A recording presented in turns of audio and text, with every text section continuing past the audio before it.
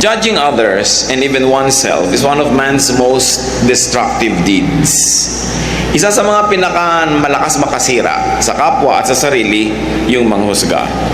Ang nakakalungkot po, kuminsan, mas nagiging relihiyoso ang isang tao, mas nagiging judgmental. Kaya kuminsan, yung reklamo ng iba mga kamag-anak natin na pagka masyado kang nagba-Bible study, naboborn again ka at kung ano-ano, humihirap kang makasama, nagiging totoo. Kaya dapat bantayan. Ang pag-aaral natin ngayon, pinamagatan natin, how not to judge. Dear God, thank you that you don't judge us, that you save us, that you care for us and you love us. Teach us to be like you. And Father, we pray that you might be our speaker right now. Ilapit niyo po ang inyong puso sa amin, Panginoon, at nais namin kayong maramdaman, nais namin kayong, Panginoong, maunawaan, at nais namin kayong sundin. Enable us to understand you. Release us from bondage to ignorance and darkness of mind. Set us free. Speak to us, empower us, heal us. At nawa sa aming pakikinig ng iyong mga katuruan, kayo lang ang maging tagapagsalita. May you be the voice, the teacher, Lord, the preacher. Use your servant only as your instrument, and may you do your will, accomplish your purpose for us, and may we bask in your glory and in your love, and may we be healed and empowered by you. Teach us, Lord. Protect us from ignorance. Protect us from lies and falsehood. Protect us even from evil men and evil spirits. We would like to be peaceful before you, O God. Take away our concerns, strengthen our bodies, sharpen our minds. And may you also bless our loved ones who are not beside us right now. May you bless each one wherever they are. Lord, we thank you. We honor you, asking you to sit on your throne of power, to dispense wisdom and blessings to your people. In the name of Jesus, your Son, we pray. How not to judge. It's very important to study Jesus on judging. Ano po ba ang point ng Panginoon? Ano yung kanyang stand, mga katuruan at examples on judging? Unang-una, siya ang nagpaulit-ulit magsabi, do not judge. Huwag kang manghuhusga ng kapwa-tao. Luke 6:37, do not judge and you will not be judged. Do not condemn and you will not be condemned. Napakahalagang katuruan na unang-una, it benefits people around us when we do not judge, but very clearly, the Lord also emphasized that we also benefit. Sabi, huwag kang manghusga para hindi ka mahusgahan, huwag kang mangkondena para hindi ka rin makondena. This was a very revolutionary teaching. Kakaiba. If you think that Jesus was conservative, think again. Napakarami niyang katuruan na sumasalungat o kaya challenge doon sa status quo, doon sa kalakaran ng kanyang panahon. Sa panahon ng Panginoong Jesus, Israel was governed by laws. Laws of men and by the law of Moses, the traditions of their people. And because of that, halos meron silang batas kung paano maghugas ng kamay, kung paano kumain, anong pwedeng kainin, anong hindi, kailan dapat na pati ang mag-asawa ay magsiping at hindi. Lahat may regulasyon. At pag maraming ganung mga regulasyon, naturally, you would label everything as right or wrong.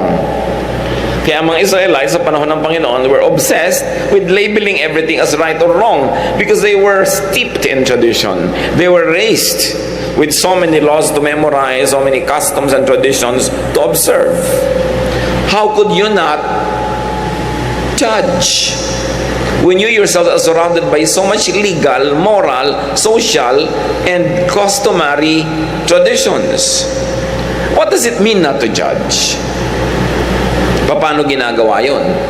Tayo man, naging tendency na natin maging judgmental. Kaya nga sabi natin, mas nagiging relihiyoso, mas lalong nagiging judgmental kung minsan ang tao pag hindi nag-ingat. How to judge means not measuring by your own standards of right and wrong. Siyempre may standard ka what is right and wrong, but you don't always use your standards in measuring people around you. Pag lagi mong ginamit ang iyong sariling pamantayan sa kulang at sobra, sa tama at mali, sa liko at tuwid, halos lahat, kung hindi man lahat ng tao sa paligid mo, kakapusin, kukulangin, makikita mo silang mali. It means not applying your standards on and to others. Tulad halimbawa nitong nanalangin sa Luke 18:10-12. Ito ay example ng Panginoong Jesus. Two men went up to the temple to pray. One a Pharisee and the other a tax collector. So yung Pharisee religyoso. Yung tax collector commonly recognized and known as sinful. The Pharisee stood up and prayed about himself. God, I thank you that I am not like other men. Robbers, evildoers, adulterers, or even like this tax collector. I fast twice a week and give a tenth of all I get. Ngayon, ibinigay ito ng mga example ng Panginoon, not as a positive example, but as an example not to follow. A prayer not to pray. At ang kanyang panalangin, mabuti na lamang, Lord, at hindi ako tulad ng iba dyan. Mga magnanakaw, mga masasama, mga ngalunya, o katulad na lang itong katabi ko na to na tax collector. 2 beses ako nag-aayuno sa isang linggo at talagang kompletong-kompleto ako mag-tithe. Ba't ganun ang kanyang panalangin? It was a very judgmental prayer. Hindi na lang siya nagpasalamat kung ano siya, kinumpara pa niya yung sarili niya sa iba. At siyempre, sa kanyang comparison, siya yung bida. Siya yung panalo, siya yung tama. That is judgmentalism. Iba yung maging righteous at iba yung maging self-righteous. Maging tama ka na lang at matuwid nang hindi mo kinukumpara ang sarili mo sa iba at pinapababa mo sila at pinapataas mo ang iyong sarili. So in effect, the Lord gave this as a negative example. Justifying oneself and judging others by the same standards that you measure with yourself. Not to judge means not living insensitively by the book or by the law. May law, pero paano mo yun ina-apply sa pang-araw-araw na buhay? Siyempre, merong law para may kaayusan. Pero kailan merong na-exempt? Kailan ka napaka-strict at kailan hindi talagang very strict? Merong letter of the law, merong spirit of the law. Pwede bang pare-pareho ang pag-apply niyan sa lahat ng panahon, sa lahat ng oras? Halimbawa, strict ang company nyo, walang pwedeng late, dapat 9 o'clock, nasa office na, pero bumagyo ng signal number 7 kanina. No? May late ng 5 minutes, galit na galit ka dahil late is late is late. How do you apply the law? You become judgmental when you don't respect persons in judging.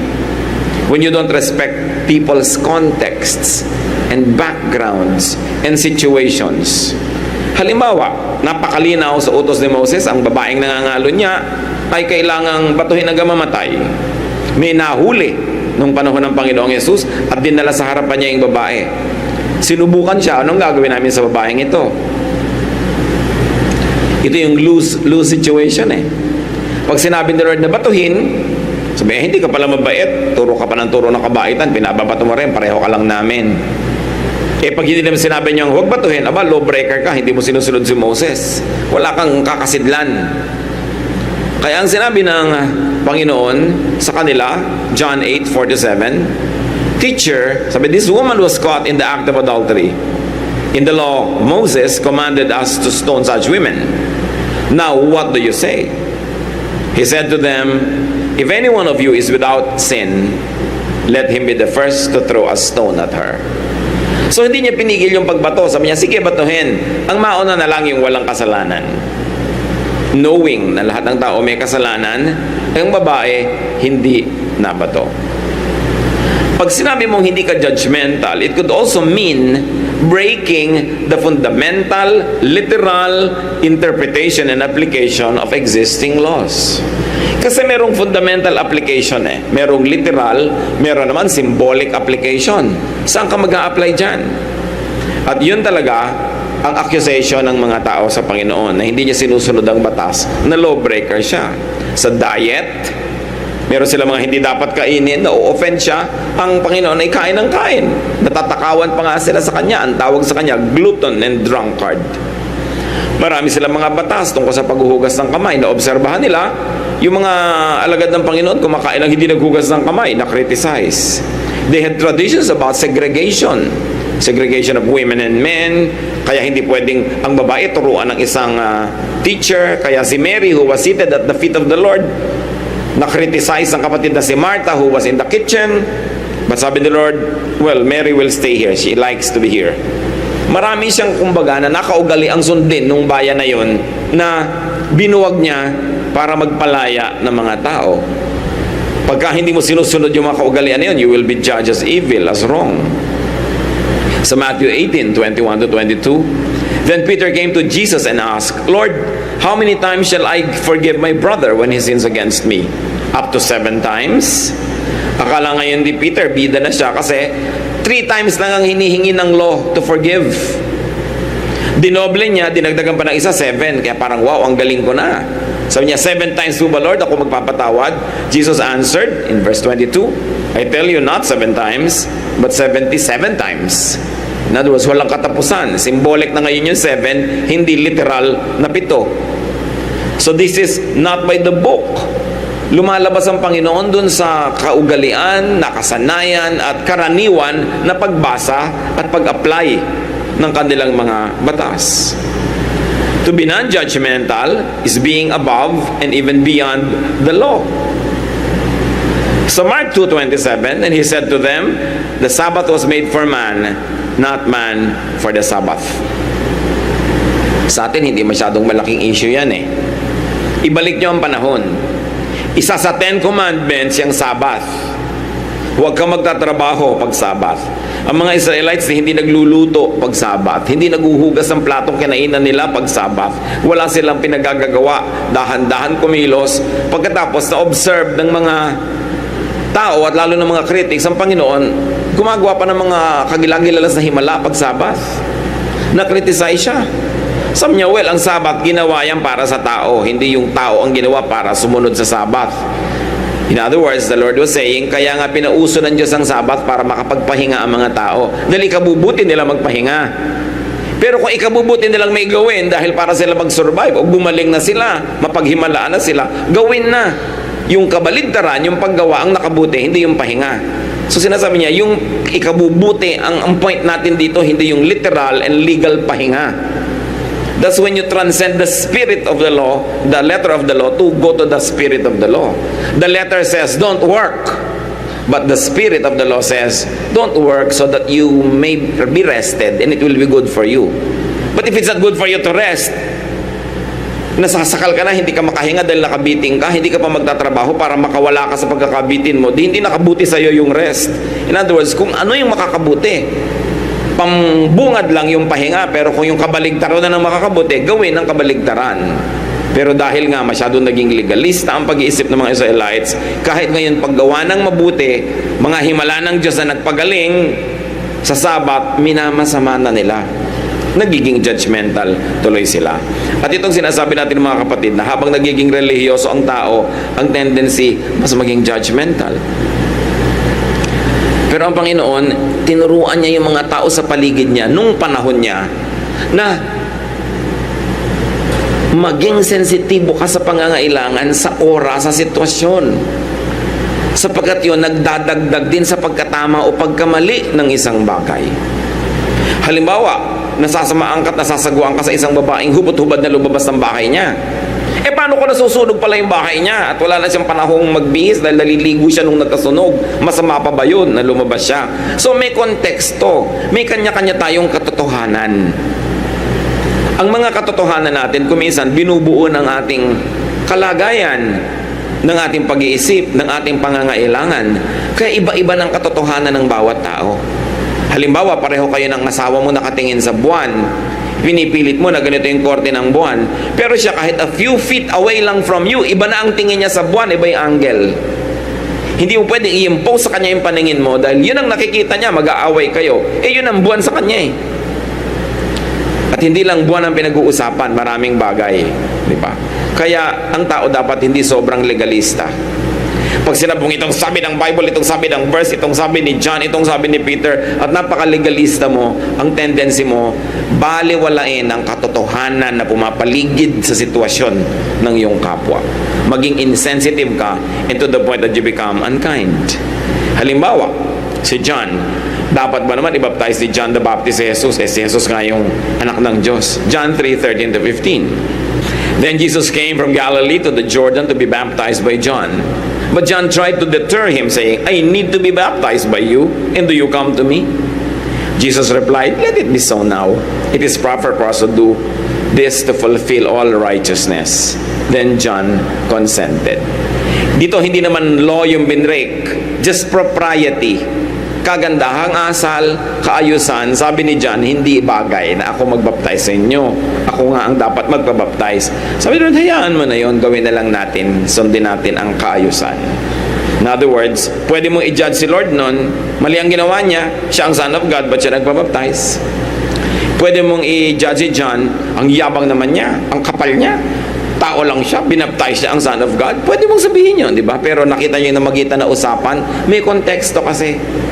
Hindi pwedeng ganito lang yun, pipilit mo na ganon dahil merong kalagayan na dapat isaalang-alang.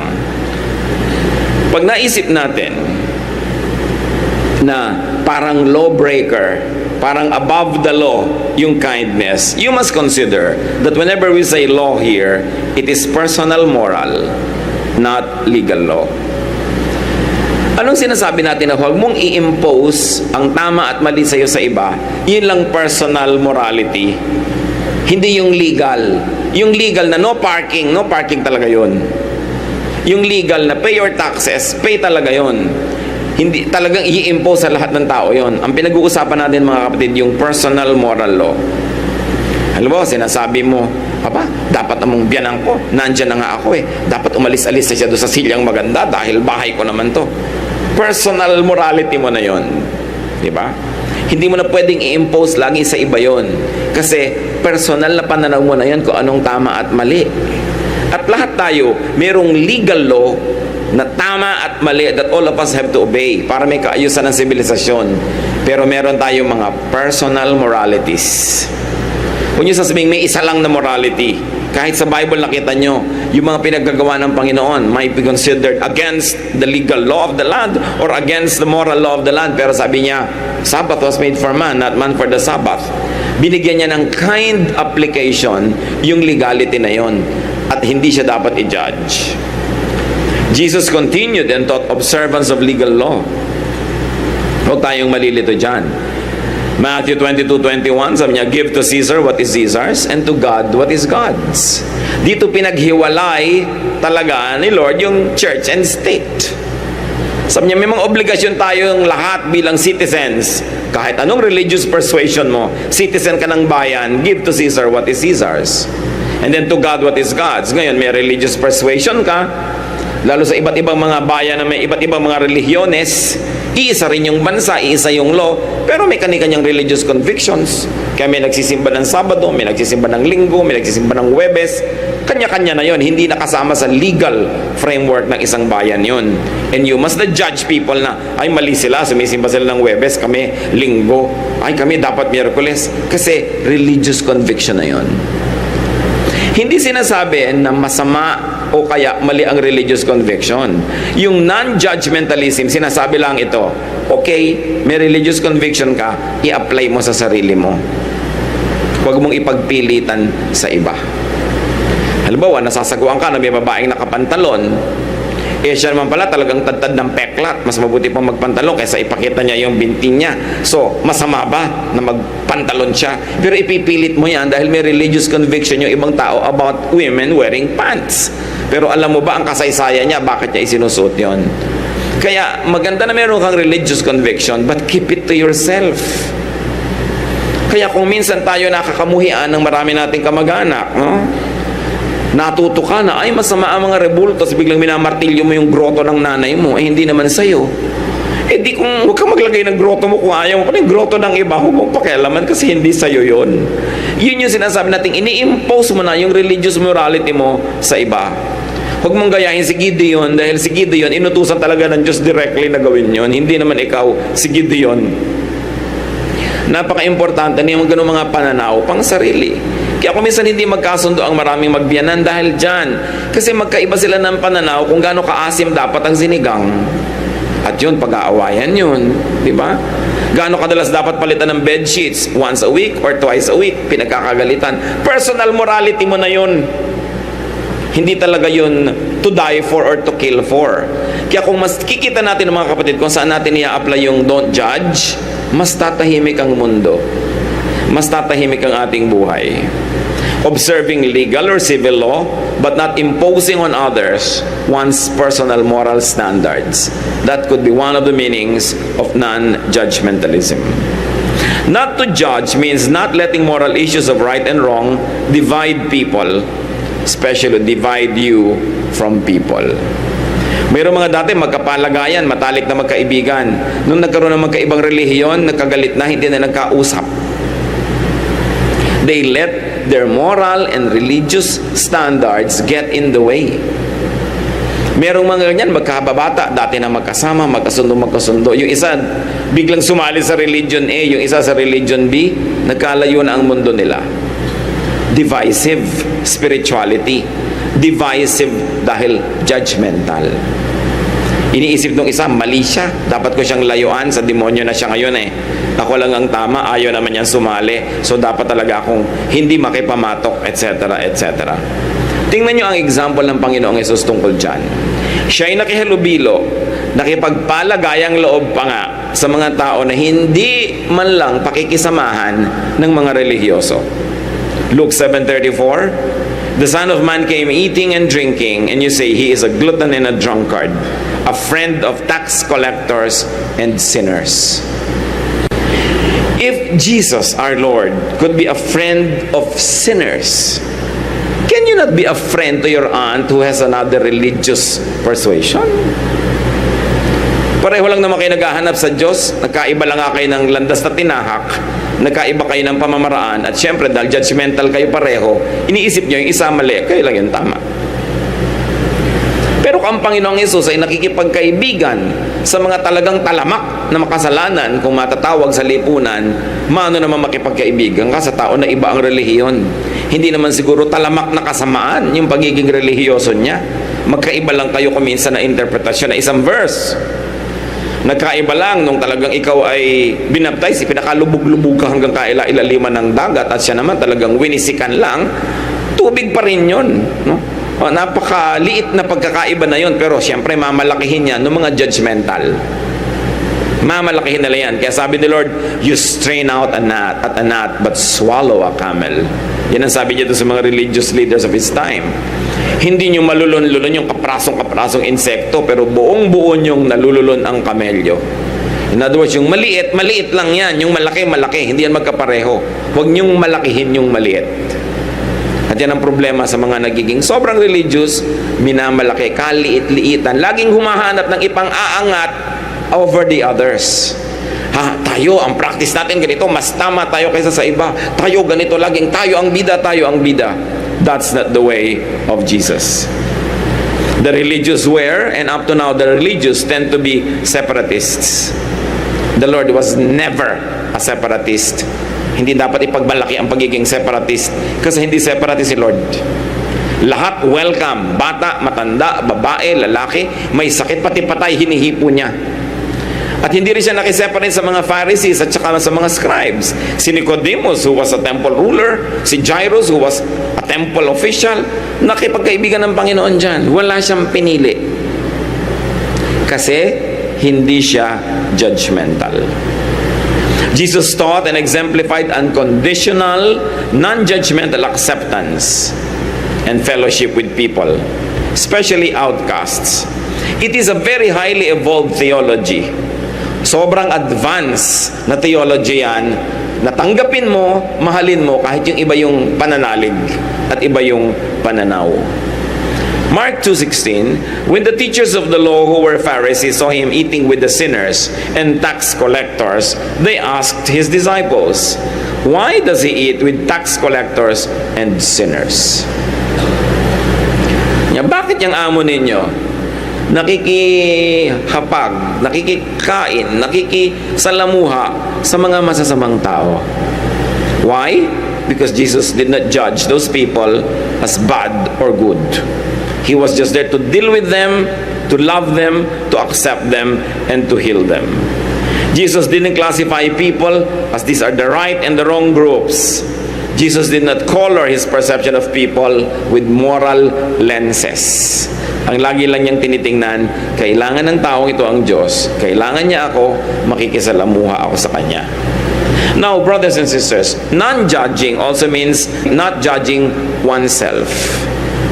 Akala ba natin, laging iba lang ang ginajudge natin? Ang totoo, napakadalas at mas madalas pa, sarili natin ang hinuhusgahan natin. Sinusukat at lagi na lang nating nakikitang kulang. Pag nakakita ka ng magandang modelo sa magazine, susukatin mo agad ang sarili mo against the model. Talo ka na doon. Kasi siyempre, minika pa ng tambak-tambak yun at inilawan bago ko na ng litrato. Paano ka mananalo? Tsaka pinili na talaga to begin with, no? Inihanda sa pictorial. Pagka nakikita natin yung mga tao, ay, mas magandang bahay niya kaysa sa amin.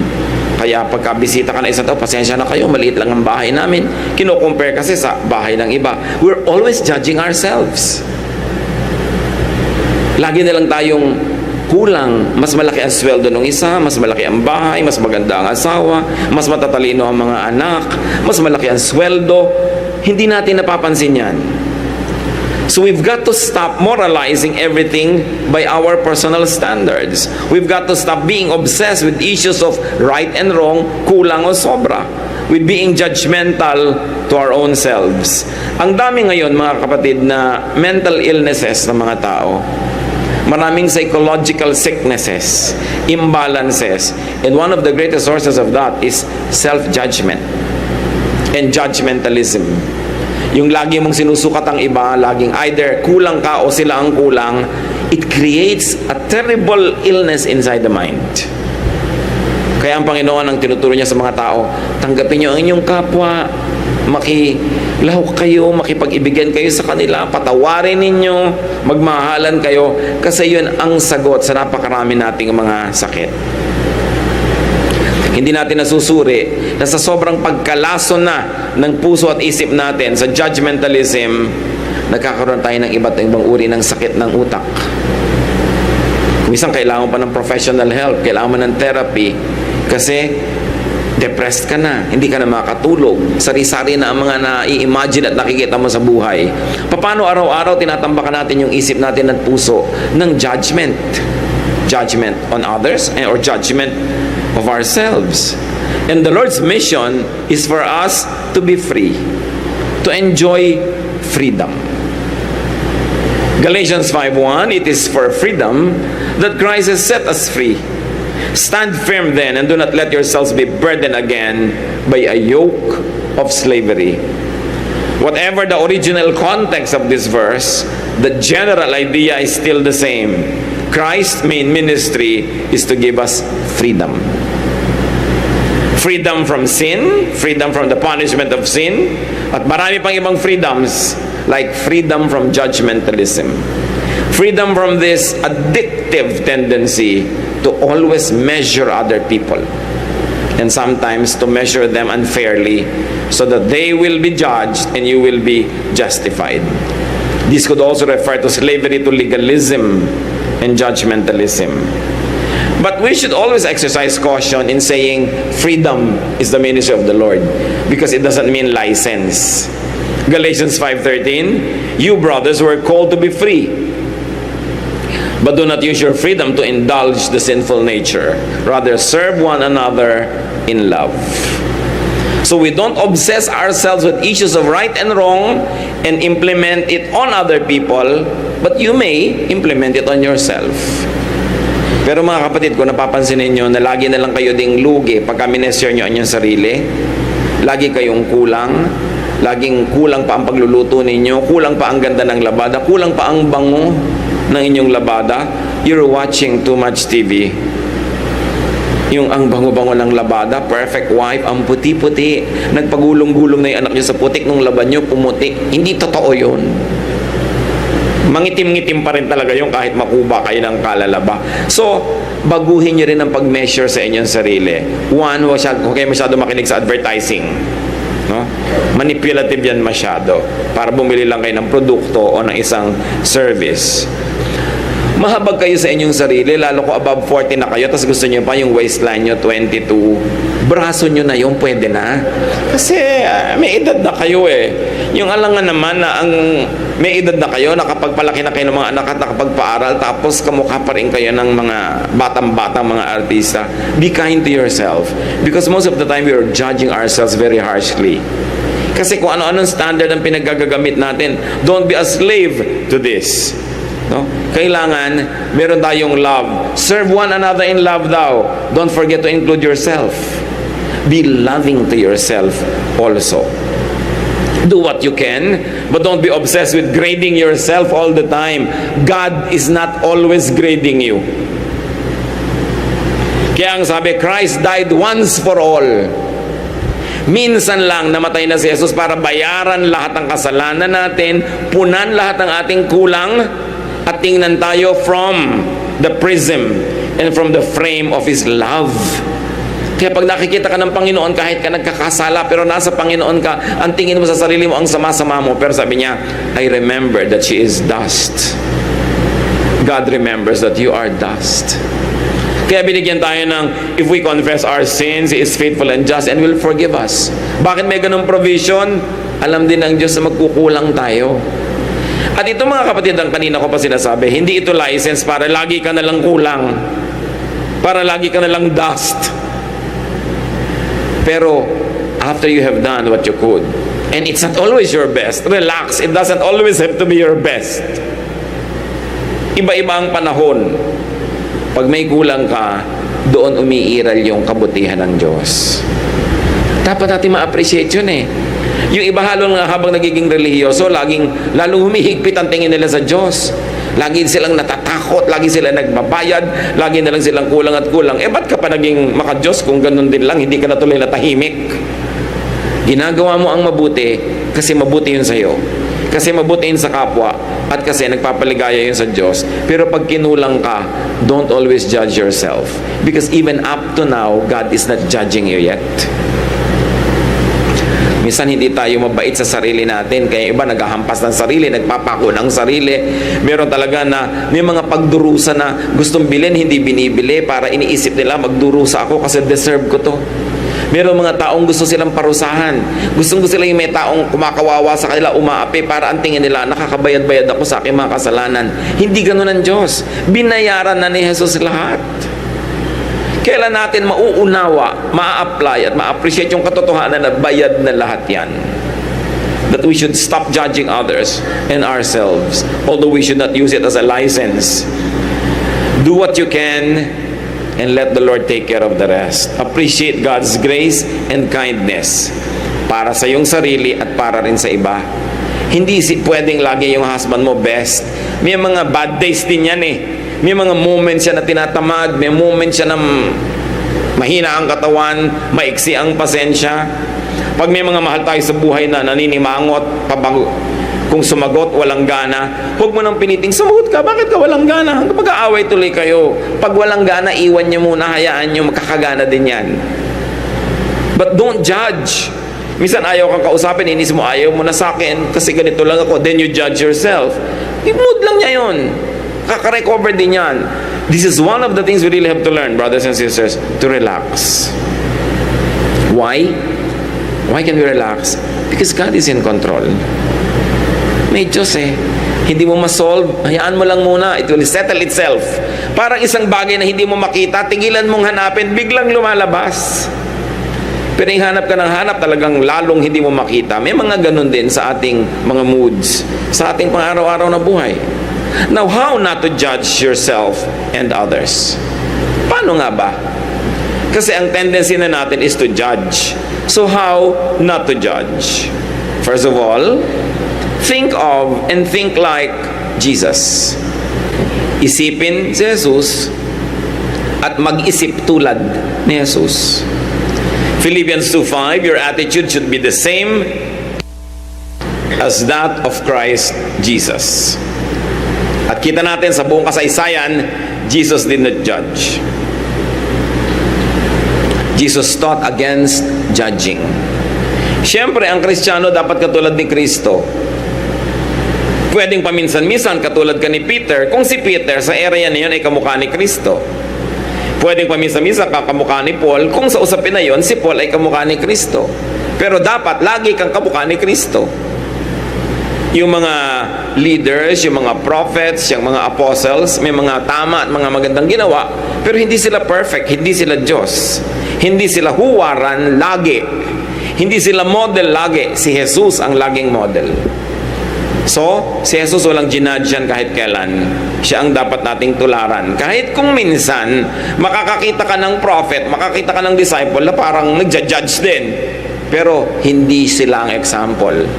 Ang Panginoong Jesus ang example. Kasi talaga may mga mahihigpit ng mga disciples. Pero nakita nyo, ang dami rin ng mali. Nag-aawayan, sino uupo daw at sa kaliwa at kanan ng Panginoon doon sa kalangitan, sino daw ang greatest sa kanila. Meron pang magpapaulan na po ba kami ng apoy sa village sa iyo kasi hindi nakinig sa atin. So kita nyo yung mga disciples were not perfect. So don't always pattern your behavior after the disciples. The safest model, of course, is the Lord Jesus Christ.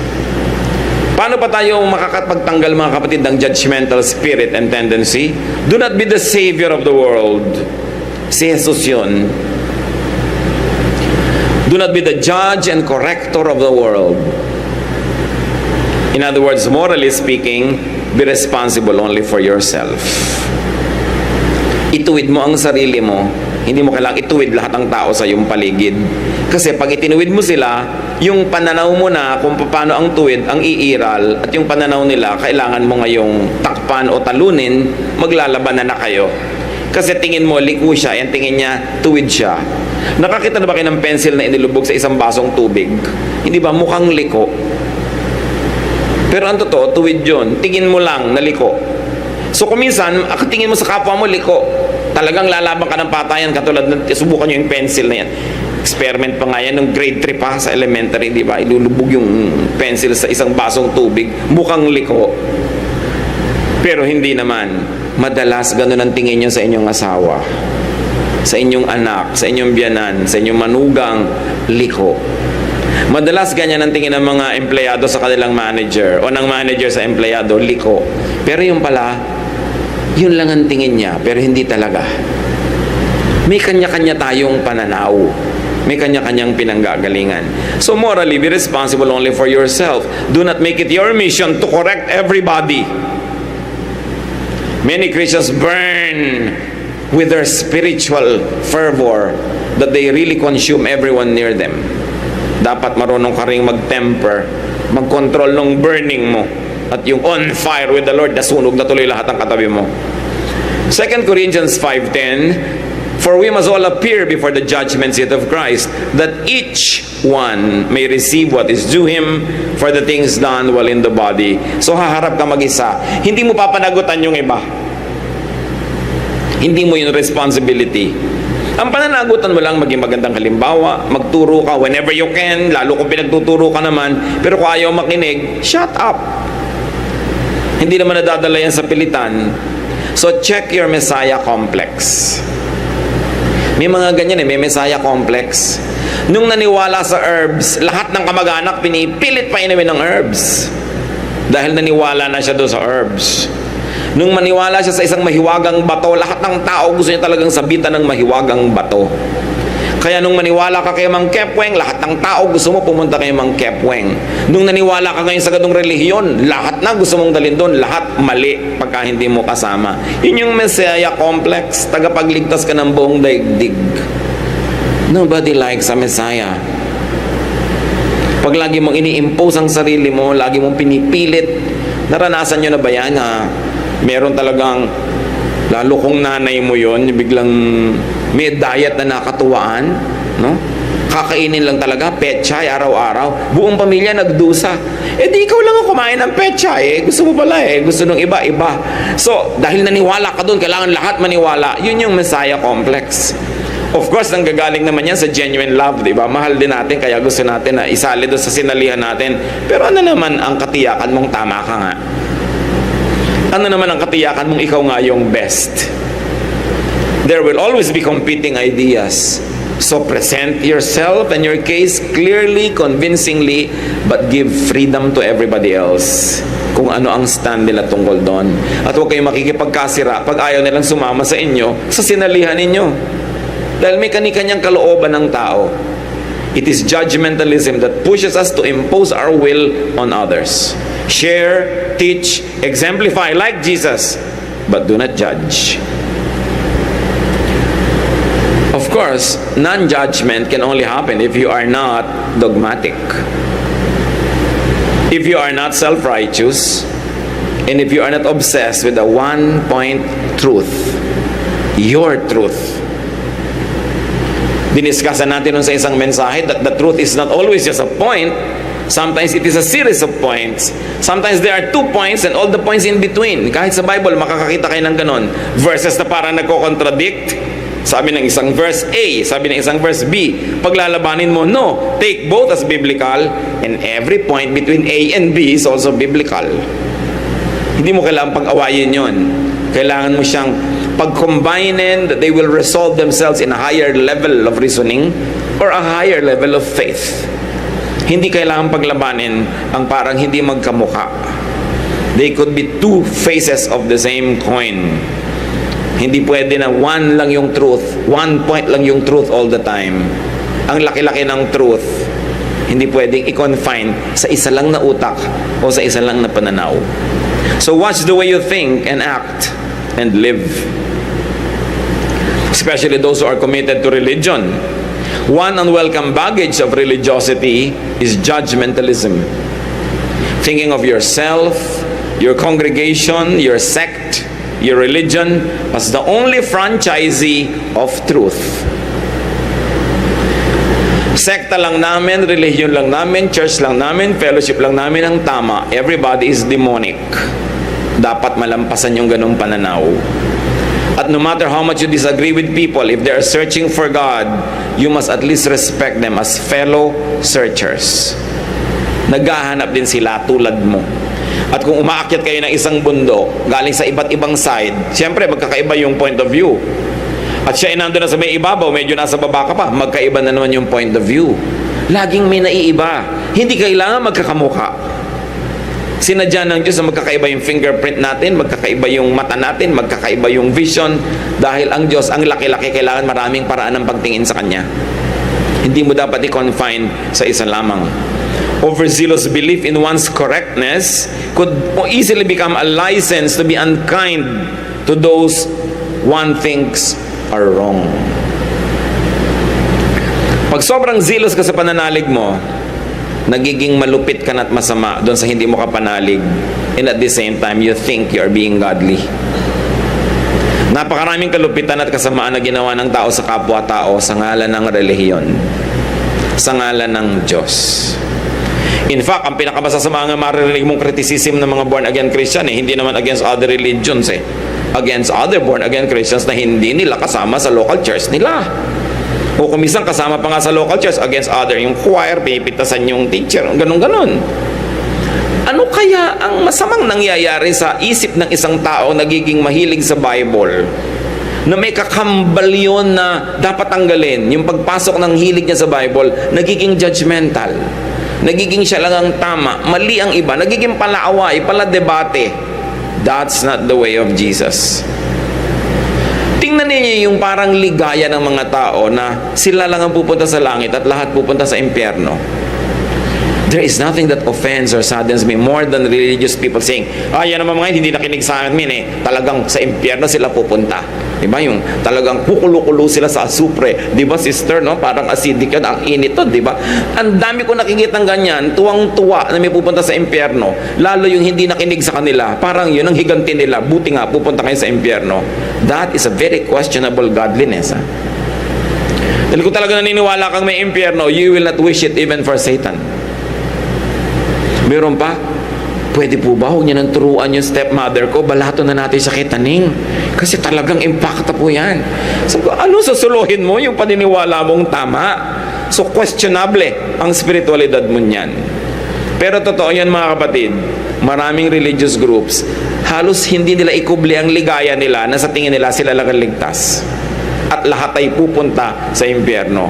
This is misguided spirituality because you see the ugly head of judgmentalism, the unlove, the unconcern for others. Zealous religiosity can damage one's kind disposal. Some of man's most cruel treatment of fellow men come from religious conviction.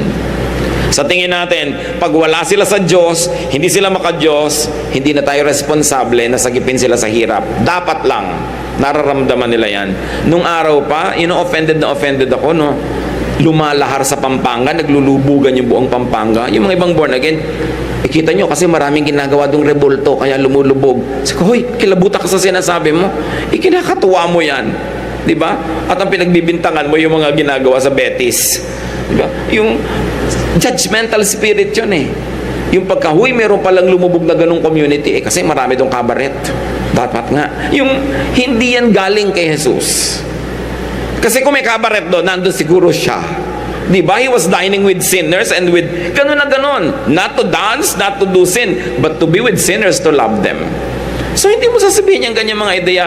Mga kapatid, hindi ko malaman kung anong pwede natin gawin sa church para tanggalin yung ugly baggage of born-again Christianity, yung judgmentalism, self-righteousness, separatism. Itinuturo kasi sa mga pulpits pulpits that seethe and burn with hatred for other people and other religions, na apektuhan yung mga nakikinig. Bihira naman na nag-iisip para sa sarili. Natatanim lang dyan kapapakinig mo. Kaya dapat iniingatan kung sinong pinapakinggan. Ano bang itinatanim sa'yo? Self-righteousness, separatism, yabang, no? Unkindness. That has to be studied. And this can be the byproduct of being born again. Or outside of the born again Christianity, by being just religious. Hindi naman nasolo ng mga born again yung self-righteousness But usually, the more zealous the religious person is, the less kind he is to others. Nakikita niyo mga iba, nagiging mga terrorist pa, pasasabugin ka hanggang magka-bopis-bopis ka dyan. Kasi, sabi ng Diyos niya, natuwa siya na nangyari yun. You know, yung blindness na itinuturo sa mga tao from religious pulpits. Alam mo that something is wrong. Well, the gospel of Jesus is the gospel of love. Ang turo pa nga ni Jesus, pag sinampalas ka sa kaliwa, ibigay mo pa yung kanan. Di ba? Tinanggal yung jacket mo, ibigay mo pa yung sando. Ibang-iba ang ginagawa ng kahit maraming Kristiyano ngayon sa katuruan ni Kristo. So how can you not be judgmental? Change the way you think. It all starts in the mind. Romans 12:2, do not conform any longer to the pattern of this world, but be transformed by the renewing of your mind. Then you will be able to test and approve what God's will is, His good, pleasing, and perfect will. Ibahin mong pag-iisip. Huwag mong kopyahin, manahin ang pag-iisip ng iba. Hindi ko mo relihiyoso sila, tama na sila mag-isip. Kailangan mag-isip ka pa rin para sa sarili mo. Salain mo yan, iproseso. At gumawa ka ng kombinasyon for you na bagay sa'yo at bagay sa kinakalagyan mo. But never stand superior to others. Never think for one moment that you are better. Romans 12:3, do not think of yourself more highly than you ought. And why should you not be judgmental? First of all, it is kindness to others. But more than that, it is kindness to yourself. Matthew 7:2, for in the same way you judge others, you will be judged. And the measure you use, it will be measured to you. So bakit ka dapat hindi mag-judge? Para huwag ka rin ma-judge. Manahimik ka dyan, keep quiet. Sarilinin mo ang moralidad mo, huwag mong i-impose sa iba. Kaya kung minsan mahirap may kasamang relihiyoso Ayaw niyang kumain ng baboy. Halimbawa, may gano'n siyang ganong conviction. Pinipigil niya nakakain na ng baboy. Ang tagal-tagal lang hinanda para lutuin. Yung, ayaw mo, di wag kang kumain. Gusto nilang kumain. It's their business. Now, if you are loving, persuasive, kind, and clear in your communication, perhaps they'll change their minds. But you cannot tell them what to do and what not to do unless it's coming from within their minds. So, una, yung mind din nila ang yung kausapin ng mind mo. Pero huwag mong ipilit yung sayo. Judging is a very dangerous and destructive profession or vocation or inclination. Why? Because judging makes one blind and heartless. Tulad ng estatwa ni Lady Justice. Si Lady Justice ay may piring, meron siyang timbangan, at sa isang kamay niya, merong tabak. Ano ibig sabihin? Walang kinikilala, kaya may takipang mata. Just eh. But you know that justice means you punish the wrongdoer, kaya may tabak. Bali wala yung justice pag walang parusa. Eh ang sabi ni Lord, don't judge. Now, hindi yung mga judges ngayon sa hukuman na ang pinag-uusapan natin, ha? Yung sa personal morality, hindi yung sa legal. Kasi by the book yung legal eh. No? Talagang legal yon, iba yon. Ang pinag-uusapan, personal morality. Pag meron ka sa tingin mo na mali na ginawa ng kapwa, tinataga mo eh. Kasi sa'yo, mali, dapat parusahan. Sa legal, pwede yon. Yung moral, personal. Kung ikaw ang nagkamali at gusto mong parusahan ang sarili mo, gawin mo yan. Pero wala ka sa posisyon para magparusa sa iba na nagkakaroon ng personal, moral mistakes. Tulad ng babaeng yan na nangalon niya na-offend ang moralidad ng mga tao. Pero actually, hypocritical ang morality nila, ha? Kasi yung lalaki, hindi naman dinala doon para batuhin din. Babae lang. Pwede ka ba mangalon niya mag-isa? Kailangan may kasama ka. Ano't isa lang yung binabato? The hypocrisy of society. Yung babae lang ang pinaparusahan. Di ba? At kitang-kita ng Panginoon yun, hindi naman talaga justice ang kailangan nyo eh. Di ba? This is just social control, social engineering.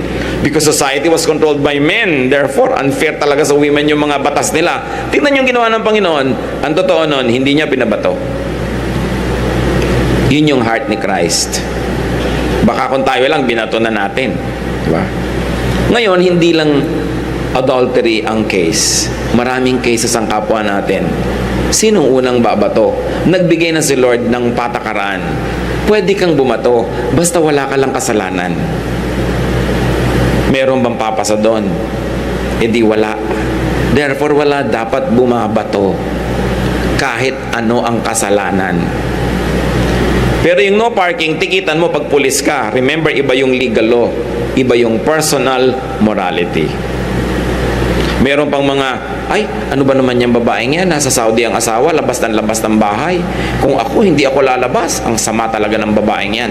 Ginadjudge mo sa morality mo. Hindi mo alam kung kaya siya lumalabas. Nakikipag-psychiatrist na pala dahil nababaliw na pala siya sa lungkot. No? So, mabuti na lang lumabas siya. Anong malay mo sa kanyang kalagayan sa buhay? Yun yung sinasabi nating imposing your morality on others. So, you always say, to me. Yan ang madalas mawala sa atin, yung to me-ness. Yung kung ako lang ang nasa ganyang case, hindi ko gagawin. Pero hindi ikaw ang nasa case niya, kaya huwag kang makialam. Hindi ikaw, hindi mo alam. Marami tayong hindi alam sa buhay. The Lord Jesus taught and exemplified mercy, not even justice. Mercy. Mas superior kasi yung mercy kaysa sa justice. Remember, in the legal and social system, there must be justice. But in personal morality, we can be merciful. Ironically, though many teachings and actions of Paul could be read as judgmental, kasi talaga, I judge you, marami siyang ginaganyan, pero may sinabi pa rin siya sa 1 Corinthians 4:3. I care very little if I am judged by you or by any human court. Indeed, I do not judge even myself. Sabi niya, ako nga, hindi ko ginadjudge ang sarili ko. So, huwag din natin i-judge ang sarili natin. Relax. Just do what you can. Most of the time, do your best. When you are not in the mood to do your best, just do good. Just don't intentionally do bad. Receive God's grace, God's forgiveness, God's infilling, and get on with life. Keep legal law in your mind and in public practice, but keep personal moral law to yourself. Except when you're teaching children. Yan lang isang exemption. Personal moral law can be taught your own children, especially in their own formative years. But, one word of caution in raising children, minimize right and wrong legacy to children. Do not pass on biases, self-righteousness, judgmentalism, racism, even sexism and regionalism, negative nationalism to children. So may anak, Kapampangan tayo. Ang mga Bisaya, walang kwenta magluto. Huwag ka mag-aasawa ng Bisaya.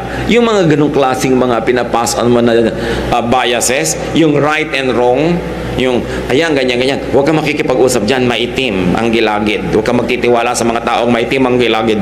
Yung mga ganyan na mga biases ng pamilya, huwag nyo nang isali sa mga anak nyo dyan para lumaki sila na mas open yung mind.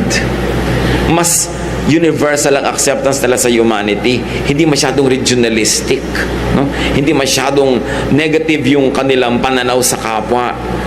Kailangan din, kung ikaw nagpapalaki ng bata, meron kang strong religious convictions, raise them in that conviction, but do not teach them to be judgmental of other religions. Kasi, pananagutan natin yung input natin sa utak ng bata. Pati mga biases natin, lumilipat sa kanila. Sabi ng Panginoon sa maling pagturing at pagpapalaki sa mga bata, Luke 17:2, it would be better for him to be thrown into the sea with a millstone tied around his neck than for him to cause one of these little ones to sin.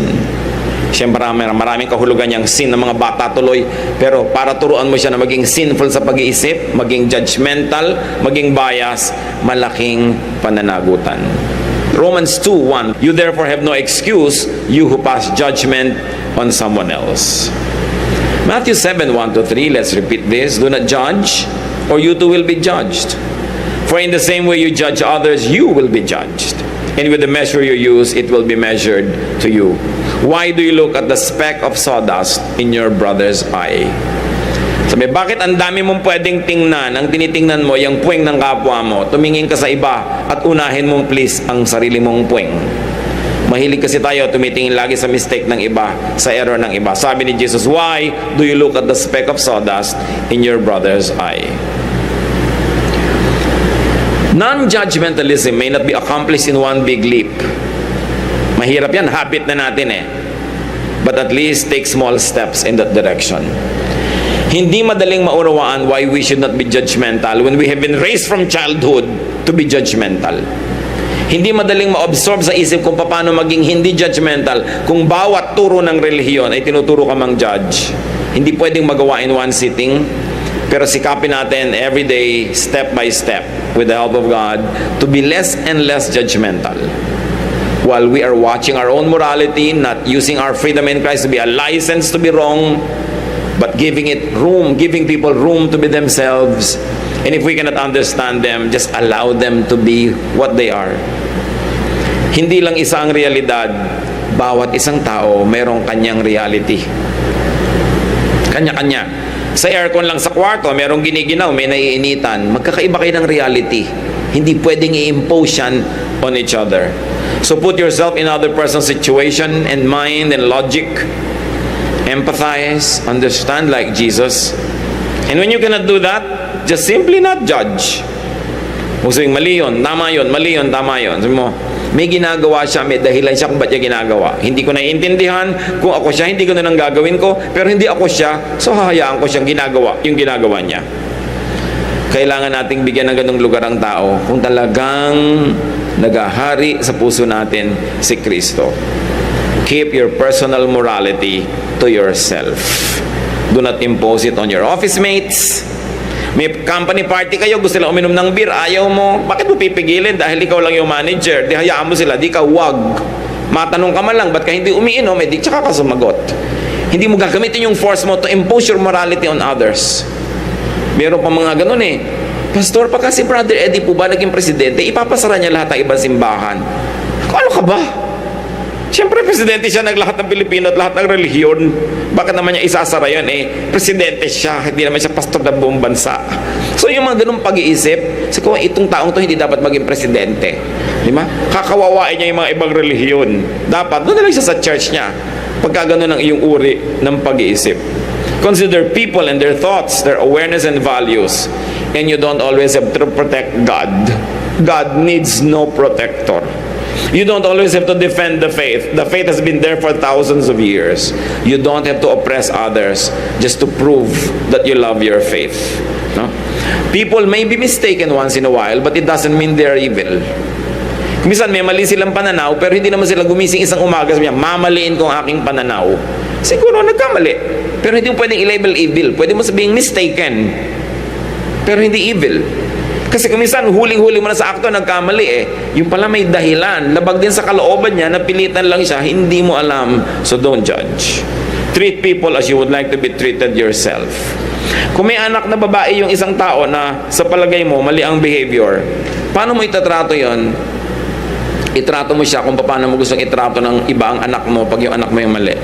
Laging ganon. Paano ka kung ikaw yun? Kung ikaw yung caught in adultery, gusto mo talaga yung batuhan na yan? O meron kang paliwanag kung bakit ka nandun? So lawakan ng isip, mahalin ng kapwa, magpakatino tayo, pero huwag nating piliting ituwid ang kalikuan ng iba. Hindi natin alam, baka mas liko pa tayo kaysa sa kanila. Ama namin sa langit, ituro mo nga po sa amin kung paano i-apply itong mahirap na katuruan na to, not to be judgmental. Habit na namin ito, sanay na kami. Hindi na namin kailangan mag-decide to be judgmental. Automatic, judgmental na kami. So Lord, turuan nyo kami to change our mind, to change the way we think, na habang naninindigan kami sa aming pananalig, huwag naman naming sakalin yung iba dahil sa paniniwala namin. Na habang kami, Panginoon, nananalig na ang pinaniniwalaan namin totoo, magbigay kami kahit konting puwang sa puso namin para sa pag-iisip, kalagayan, at katwiran ng kapwa namin na maaaring kakaiba mag-isip. Teach us, Lord, to be like your Son, Jesus, who was a friend of sinners, who was forgiving people who were crucifying Him, the Lord Jesus, na siya naming dapat huwaran. Magbulay-bulay tayo mga kapatid kung ano ang mga personal na kahulugan nito sa buhay natin at kung paano tayo magiging tulad ni Kristo na hindi judgmental. Lord, in silence, teach us, heal us, forgive us, empower us to be like your Son.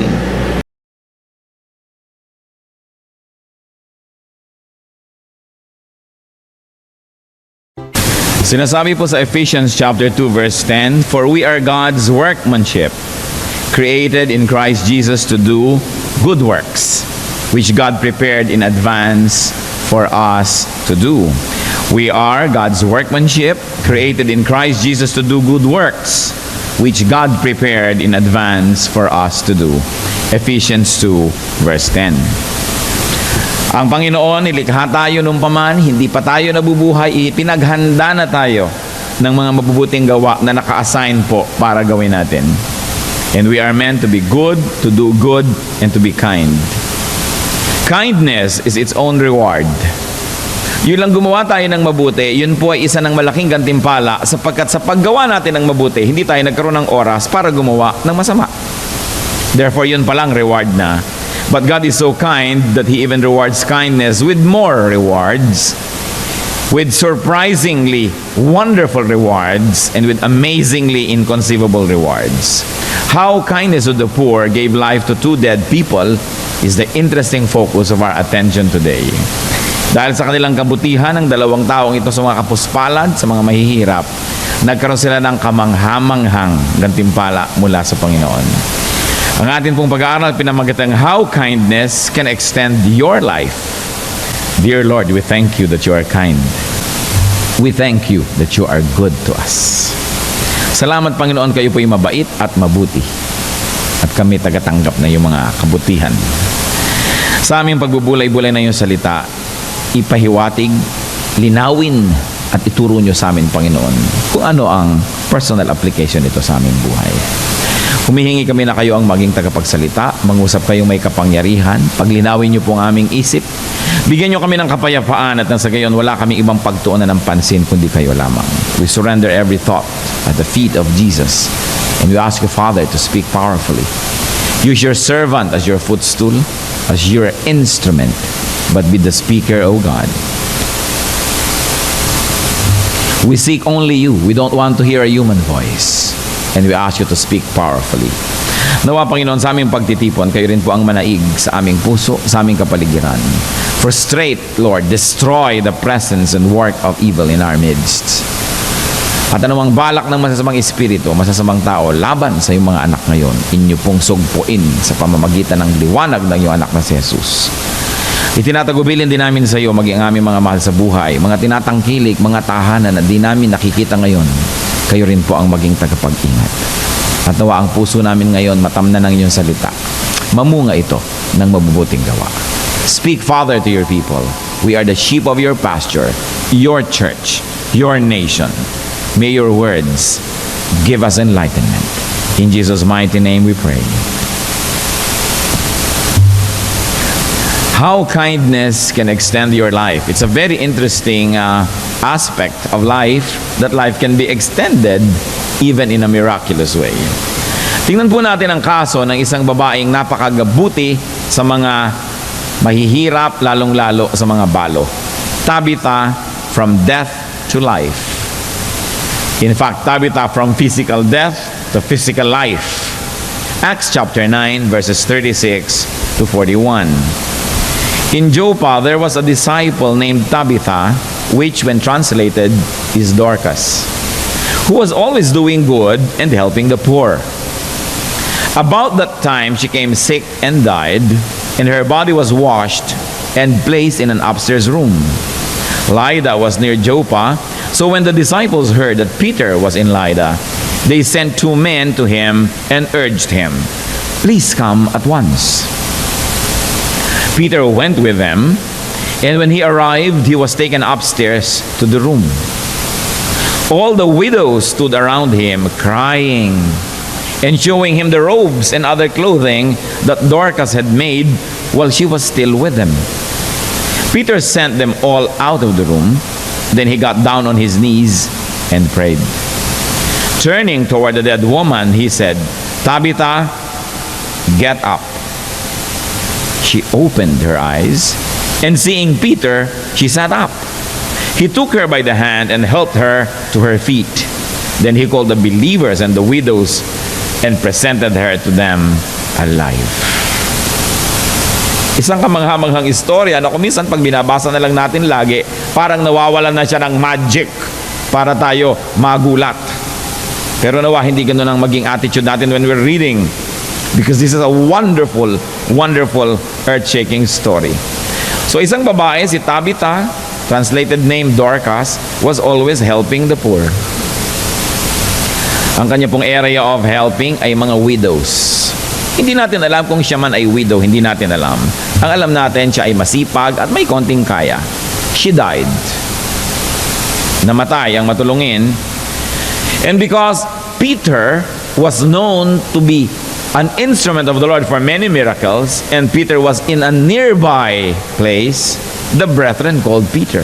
Ipinasundo, ipinatawag. Pumunta po kayo dito agad-agad. Yun ang kanilang pakiusap kay Peter. And so Peter went. Meanwhile, yun pong bangkay ng babae ay nilinis, sinugasan, binihisan at inilagay doon sa isang kwarto sa taas ng bahay. The upper room. So may kaya.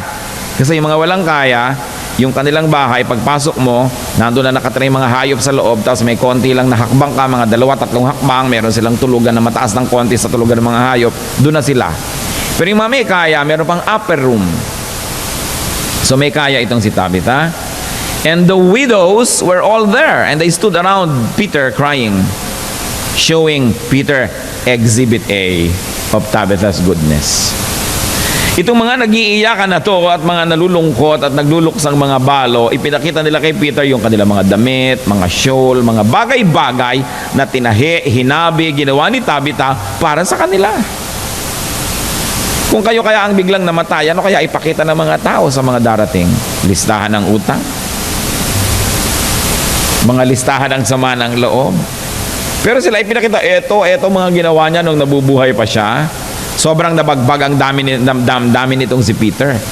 Sabi niya, kawawa naman itong mga balo na ito. Nawala na sila ng champion, nawala na sila ng tagabigay, ng tagatulong. So sabi, magbabaan nga kayong lahat. Labas, labas, labas.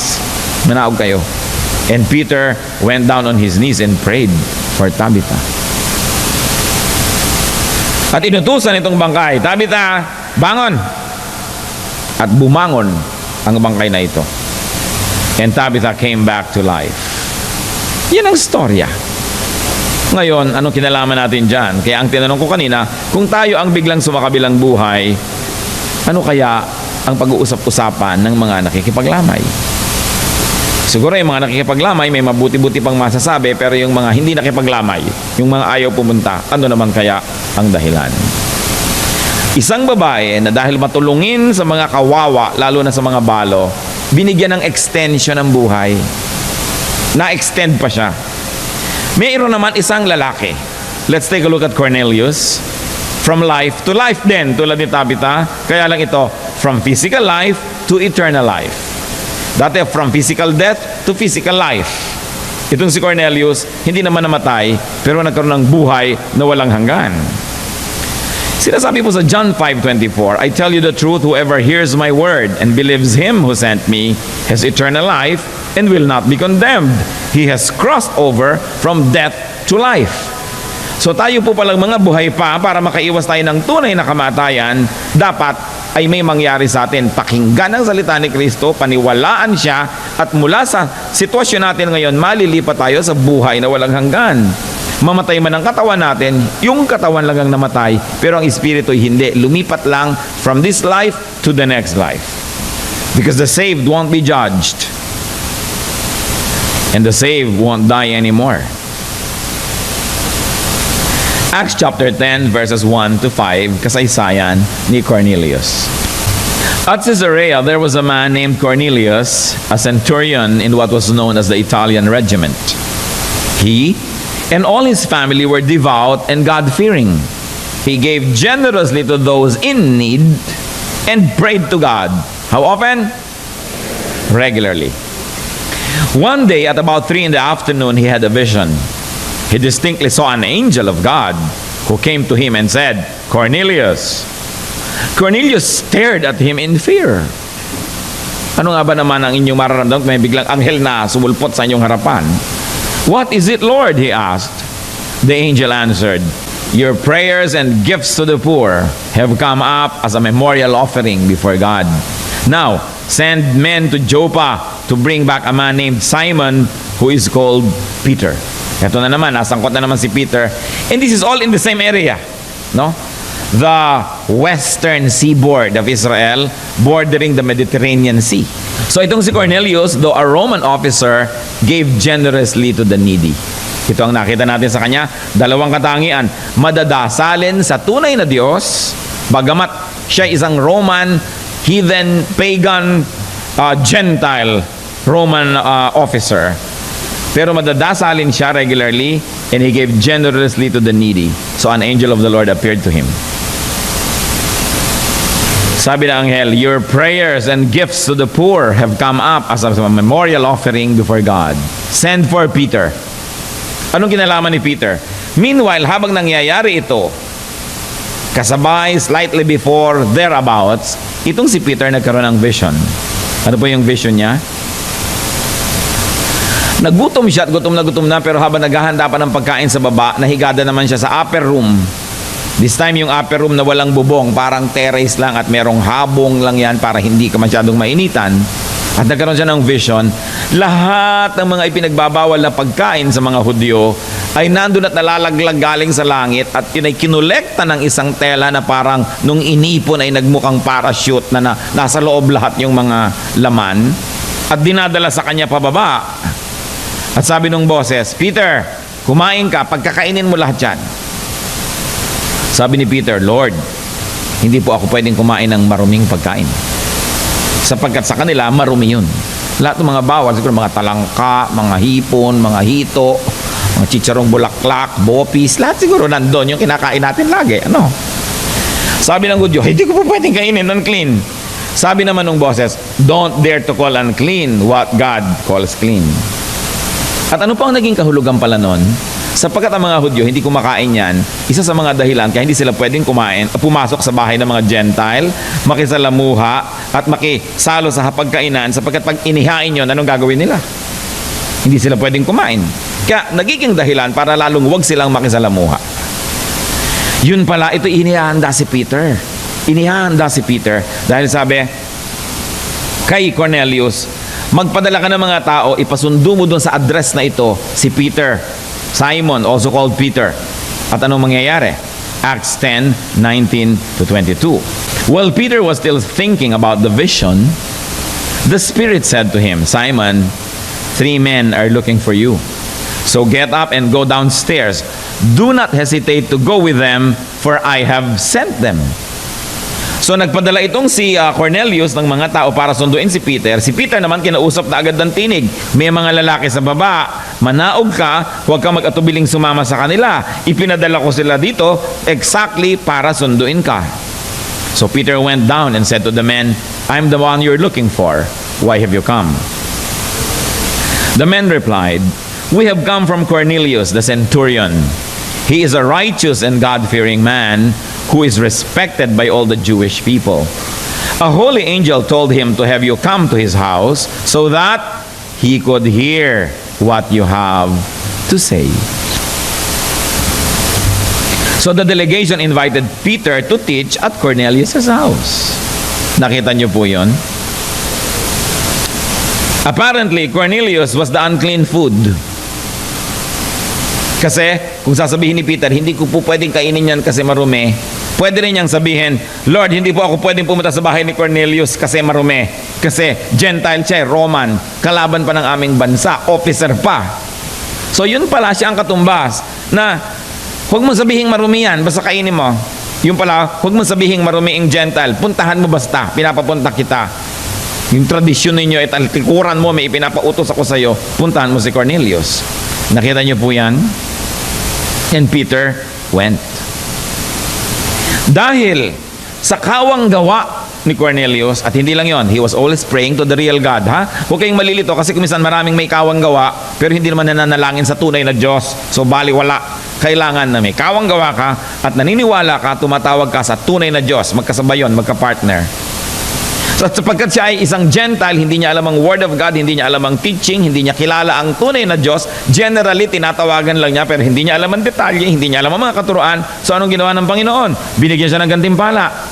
Dininig ng Diyos ang iyong mga dalangin at ang mga bunton-bunton mong regalo sa mga mahihirap, naging parang isang monumento para sa Diyos, isang bantayog, at yan ay kinikilala hanggang langit.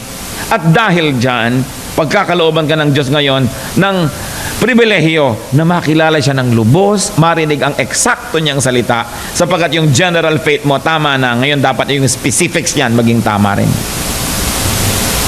So ang ipinadala, si Peter. Nagturo ang Peter.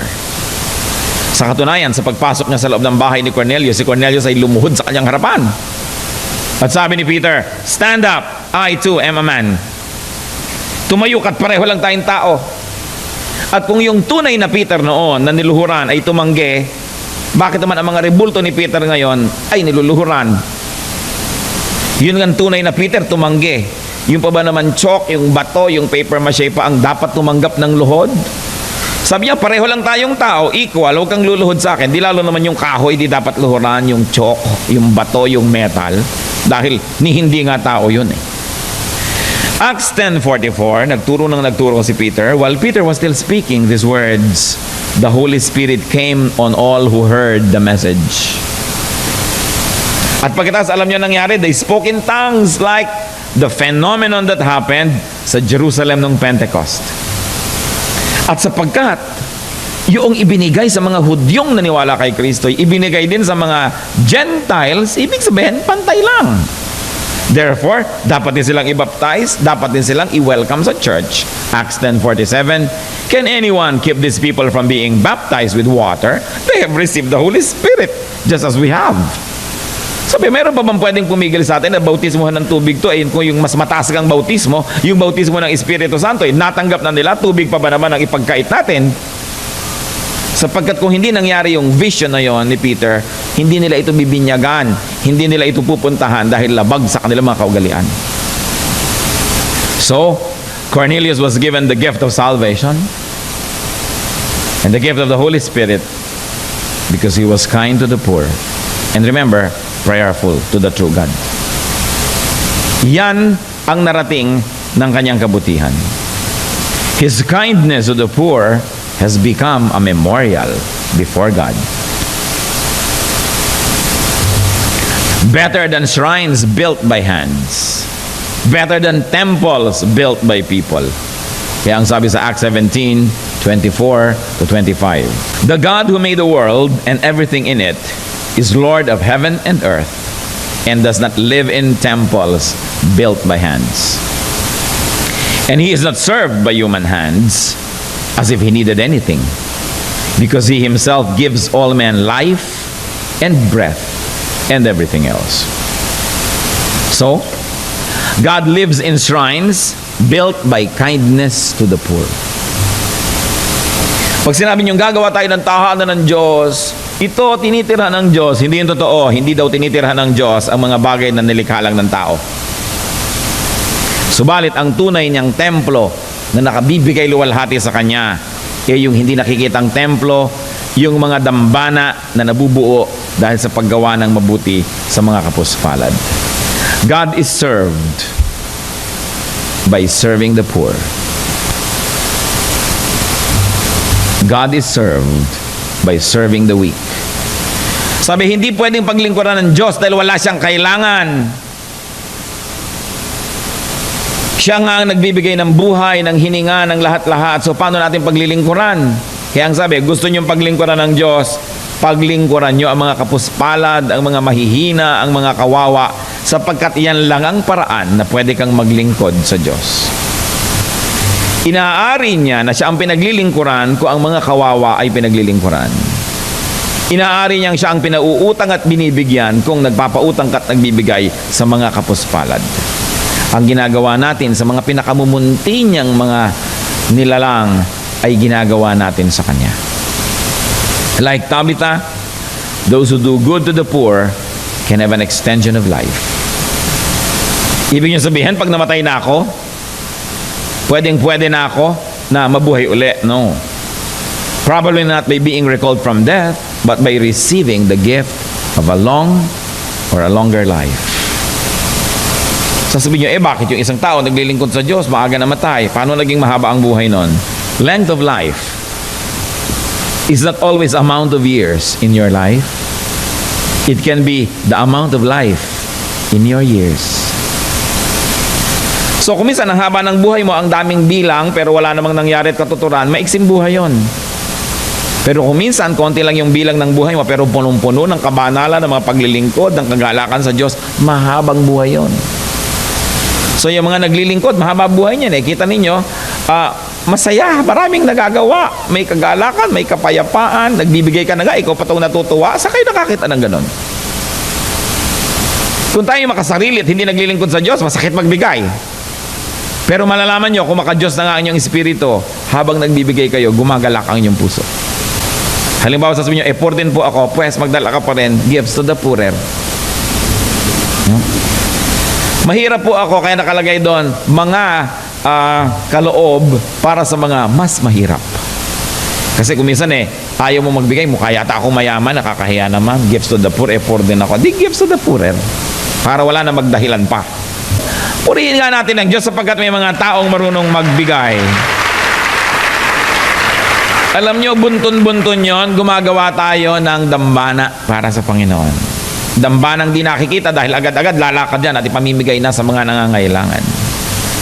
Isaiah 40:31. But those who hope in the Lord will renew their strength. They will soar on wings like eagles. They will run and not grow weary.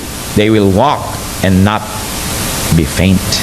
Yan ang pagpapalang ibinibigay ng Diyos doon sa mga taong sumusunod sa Kanya, naniniwala sa Kanya, umaasa sa Kanya. Kaya wala tayong duda na kung merong lugar sa ating puso ang mga kapuspalad, ang mga mas kawawa, binibigyan tayo ng Panginoon ng lakas, ng sigla, na tanging Siya lang ang pwede magbigay. And like Cornelius, those who give to the needy and are prayerful, remember, lagi may kakambalian, charity is not enough, are known to God.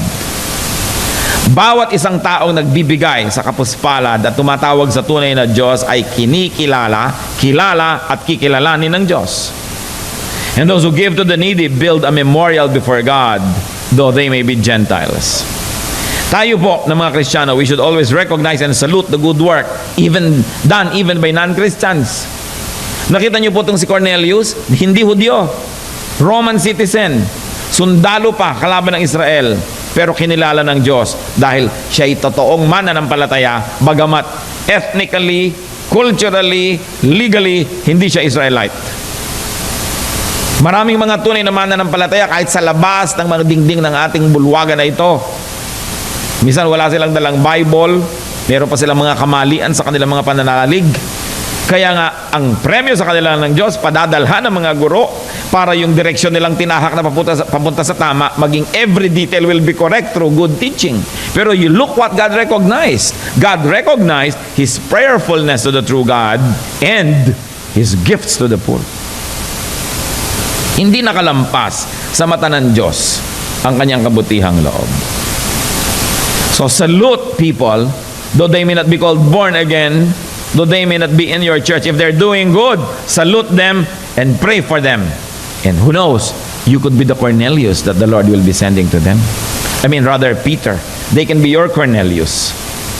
Pag nakakakita po kayo ng mga taong gumagawa ng mabuti, lalo nyo ipanalangin, lapitan, turuan, para ang ginagawa nilang mabuti, lalong ma-fine-tune. Kinikilala yan ng Diyos. Good works can lead to salvation. Now, don't get me wrong, hindi ko sabing good works earn salvation. But it can lead to salvation like in the life of Cornelius. May good works na siya ang ginawa ng Diyos. Itama na ito para talagang wala na siyang kulang. Itama ang doktrina nito. Turuan. Good works may not automatically win salvation for you, but when you are known, recognized, and appreciated by God, can salvation be far behind? Pati itong si Peter, binigyan ng vision. Kasabay nitong si Cornelius, may vision, lumabas yung anghel.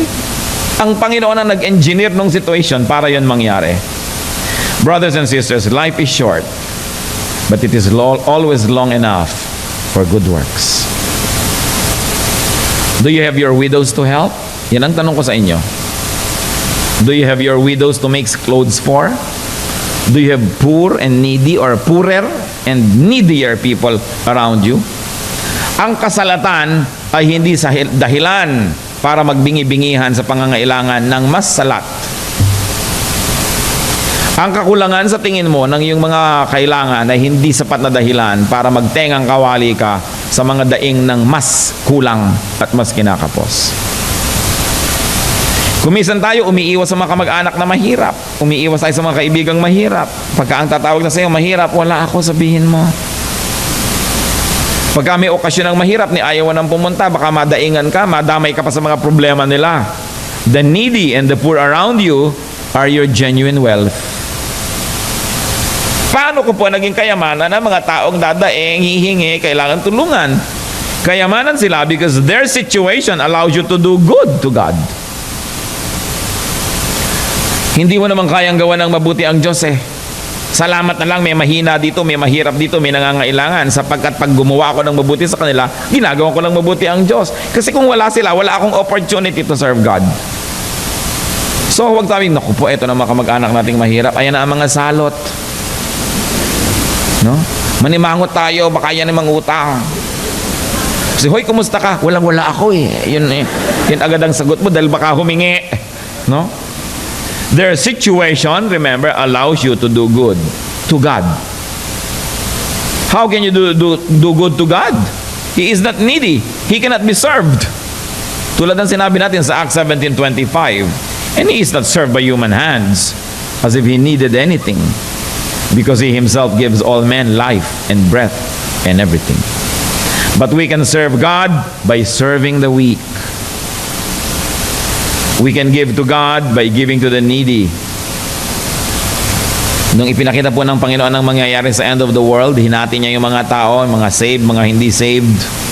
Tapos yung mga naligtas dito, sabi niya, salamat sa inyo, sapagkat nung ako'y nagugutom, pinakain niyo ko, nauuhaw ako, pinainom niyo ko, nakakulong ako, dinalaw niyo ako sa piitan. Sabi ng mga tao, kailan naman po nangyari yun? Parang hindi namin maalala. Matthew 25:40, the king will reply, I tell you the truth, whatever you did for one of the least of these brothers of mine, you did for me. Naintindihan ba natin ang ibig sabihin ng least? Kung anong ginawa nyo dito sa pinakawalang kwenta, pinakakawawa, pinakakaliit-liitang ito na mga kapatid ko, ginawa nyo sa akin. Sino po ba yung least? Hindi lang yung least economically able. Kumisan yung least likable. Madali namang magbigay sa taong nagugustuhan natin eh. Pero nagbibigay pa ba tayo sa nakakainis? Yung nakakayamot. Yun yung least likable. Nagbibigay pa ba tayo sa hindi tumatanaw? Yun ang least grateful. Nagbibigay pa ba tayo doon sa magalang? Yun ang least respectful. Sabi, whatever you do to the least of this, you do to me. Kung nagbibigay po tayo doon sa nakakatuwa at nagbibigay din in return, Hindi naman pagbibigay yun kasi may kapalit eh. Una, mabuti siya, pinapasalamatan ka rin, may kapalit. O kaya nauna na yung kabutihan niya, yung niceness niya, nagbibigay ka, so ikaw naman yung nagpapalit. So it's just an exchange, it's not giving. Giving is when the recipient did not, cannot, and probably will not return your kindness. That is giving. Kasi kung gumagawa ka lamang dahil balang araw, gagawa ka rin niya ng mabuti, you're only investing, hindi ka giving. Ang giving ay yung ibinibigay mo sa hindi kayang magsukli, magbalik, o magbayad. Tulad ng ginagawa ng Diyos sa atin, kaya ba natin magsukli na kabutihan niya? Kaya ba natin magbayad? Pero binibigyan niya tayo. Yun ang tunay na pagbibigay. People need love, especially when they don't deserve it. And so people need help, very especially when they don't deserve it. Because if they don't deserve it, 99% of the world will not help them. So sino ngayon ang magbibigay doon? Yung mga anak ng Diyos who will give to the least. Yung hindi nakarapat dapat bigyan, nabibigyan pa. Kasi nga, you give to the least. Parang tayo, hindi naman din tayo dapat bigyan ng Diyos. Pag sinuri natin ito, yan ang hinahanap ng Panginoon. Because the Lord will win people not through a war, not through brute force, but through the power of love. Kaya ang itinuturo niya sa atin, yung mga hindi lovable, yun ang bigyan. Yung hindi likable, bigyan din yan. Kasi mababagbag din ang loob niyan, mararamdaman niya ang pag-ibig ng Diyos. Kung karapat-dapat na nga siyang talikuran, tinalikuran mo pa rin, sino na ngayon ang kukup-kup sa kanya? Di wala. Kaluluwa rin yun, mahal din yun ng Diyos. So it is important for us to realize that when we give to the needy, we please God. And not only that, may bonus pa, you gather for yourselves treasures in heaven. Ano po ang challenge na nais kong bitawan sa ating lahat ngayon? How can you extend your life? How can you find your Tabitha? How can you find your widows if you are Tabitha? How can you be a Tabitha? How can we be like Cornelius? Siguro naman isinulat yung Biblia hindi lang para hangaan natin sila. Hindi naman fan magazine yung Biblia. Sinulat yon para tularan natin sila. Diba? All scripture is God-breathed. It is profitable for teaching, rebuking, training, etc., etc. Ang hamon po, kapatid, find your poor and weak and do good to them. Hanapin nyo kung sino ang inyong widow. Hanapin nyo kung sino ang inyong poor at tulungan nyo. Kung minsan hindi na kayo kailangan lumayo, yung asawa nyo pala yon. Poor na poor kasi deprived na deprived ng inyong love. Deprived na deprived ng inyong nice words, ng inyong goodness. You don't have to look far. Baka mga anak nyo pala yon. Akala nyo isa kayong ulirang ama o ina, yung pala kayo ang number 1 kalbaryo ng inyong mga anak. Akala nyo ang galing-galing nyo, hindi pala. O kaya mga magulang nyo yan, akala nyo okay na okay kayong anak, yung pala kayo talaga ang pasang krus ng inyong mga magulang. Find your Tabitha. And beyond that, literally, maghanap kayo ng tutulungan. Siguro ang labandera nyo, byuda. Tapos babayaran nyo ng kung magkano lang isang araw, isang buntong damit ang papalaban nyo. Pagkatapos, habang hindi pa siya tapos, dali, dagdagan mo pa. Ayan, nasa kalagitnaan na, isama mo pa yan para mapahalo pa sa lalaban niya. Baka naman ang mga kaapihan, ang mga kawawa, nangyayari mismo sa loob ng inyong bahay. Mga pamangkin nyo sa pinsan, mga kamag-anak na malalayo, na ginawa nyo ng mga katulong, pinapakain nyo lang ng konti, nagkanda api-api na. Aba, magunos, dili kayo. Ang mga taong ipinapadala sa atin ng Panginoon, lalo't mahihirap, lalo't kawawa, lalo't gutom, ipinapadala sa atin precisely para tayo ang mag-alaga. Hindi para natin sila laging bantayan. Sukatin ang ulam ng pinsan ninyo. Ano pong pansukat? Tansan! Siyempre, tansan ang pansukat dapat yan. Painumin niya, nasan po ang baso? Anong baso? Iturok na lang sa kanya. Hirenggila na lang. Alam niyo po, napakarami mga ganyang pamilya. Sobrang hindi sila kind sa mga kamag-anak nilang malalayo at mahihirap na naging mga katulong na nila, no? Na hindi nila naalala na ipinadadalay ng Panginoon sa kanila precisely to bless them. Na sinasabi ng Panginoon, hindi nyo ako mapaglilingkuran, hindi nyo ako mabibigyan kasi wala akong kailangan. Itong bigyan nyo. At pag binibigyan nyo, aariin kong ako ang binibigyan nyo. Yung mga ganyang masyadong mga matutuos, masyadong mga kwenta ng kwenta, yumaman na ba kayo? Iniluwag nyo na ba sa buhay yan? Kasi kung magkakamali tayo mga kapatid, we should make it a point that when you are not sure about what to do and you're committing an error, commit an error on the side of generosity. Kung magkakamali kayo, sabi nyo, nagkamali po ako, Lord, ang pagkakamali ko po, naging mapagbigay. Kesa nagkamali ako, masyado po ako naging maramot. Pareho lang pagkakamali yun, magkamali kayo on the side of goodness. Sa pagkakasabihin ng Lord, bakit mo sinasabing kamalian ang mapagbigay? Anong gusto mong palabasin? Mali-mali ako?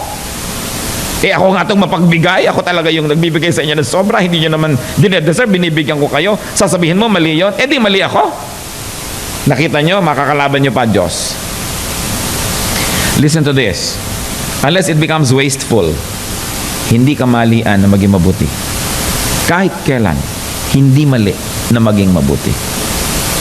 Kung doon kayo nagkamali at ituring nyo mang mali yun, ang Diyos sa langit ang magbabalik sa inyo nung nawala dahil nagkamali kayo. Dahil nagkamali naman kayo sa pagiging mabuti. Hindi kayo nagkamali sa pagiging maramot. Pero kung nagiging maramot tayo, ang Panginoon din ang sumisingil sa atin nun. Puro tansa ng mga lalagyan ng mga pagkain ang pinapakain mo, biglang nabalian ka ng buto, 100,000 ang pagpapalagay ng paang kahoy. Mas malaki pa ang bayad, kahoy pa ang paa mo. Hindi ba tayo kayang ipagtanggol ng Diyos sa mga aksidente at mga sakuna at kung ano-ano kung tayo'y mabuti sa ating kapwa? Kaya niya tayong iligtas sa gastos. Pero kung minsan hindi natin nakikita na nagkakadalidulubyo yung buhay natin, nagkakadahirap-hirap dahil nga maramot tayo. Kaya kailangan ng pagbabago. Ang mga anak ng Diyos, hindi bagay na makunat. Sabihin nyo nga sa katabi niya yan, Hoy, huwag ka makunat, kapatid. Anak ka ng Diyos, nakakahiya naman yan, di ba?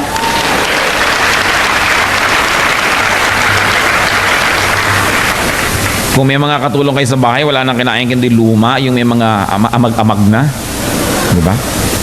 O luma na to, ipakain na dito kay Bining. Bakit hindi habang mainit, pakain na kay Bining? Aantayin nyo pang maluma, ipapakain nyo rin naman. Di ba? Tao yun eh. Tapos ang sarap-sarap ng kinakain ninyo, tatakam-takam lahat yung mga nakapaligid sa inyo. Yung mga waiter, naglilingkod sa atin. Di ba? Mano ba naman, naranasan nyo diba mga kapatid na o-order kayo ng isang extra ulam, sabi ng asawa nyo, sobra na, ipakibalot mo, ite-take home natin, hindi, bibigay natin sa waiter. Diba? Ramdaman nyo na ba yung ganong kaligayahan? Na meron kayong extra in-order, yung waiter ngayon, nung dinala sa table nyo, sabi mo, iuwi mo yan sa pamilya mo. Ang sarap naman gawin yun. Sa palagay nyo, hindi ba tutuwa ang Diyos? Palagay ko tuwang-tuwa ang Diyos sa inyo.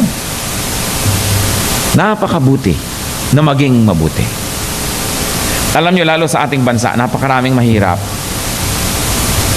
Napakadali tuloy gumawa ng mabuti dahil hindi ka mauubusan ng magagawan ng mabuti. Kaya siguro tayong mga Pilipino maraming treasures in heaven. Kasi isang kumikita, may pinapakain, may binibigyan, may pinapaaral. Hindi sa sarili lamang. Kaya huwag po kayong maramot. May waiter dyan, may taxi driver dyan, may ganito, bibigyan nyo ng tip. Hindi kayo nagiging mapag-aksaya nun pag nagbibigay kayo doon. Kasi yung pamilya nun, wala nang inabangan kundi umuwi siya. Nakatip ka ba? Diba? Magkano? You can make their day just by being nice. Hindi nyo ipaghihirap, pero iyayaman ng iba. Napakabuti to share. Akala nung iba maramot ka. Mabuting maging maramot. Minsan, ang inyo pong lingkod ay nasa Mindanao, at kami magsasakay ng mga bus at palipat-lipat pupunta sa iba't ibang misyon. Sa istasyon ng bus, marami po dyan mga bata na nagsashine ng sapatos lalo sa Mindanao. So yung isang bata, Sir, shine, Sir, shine. O sige, shinein mo kahit di na kailangan, may magawa ka lang dyan. O shine.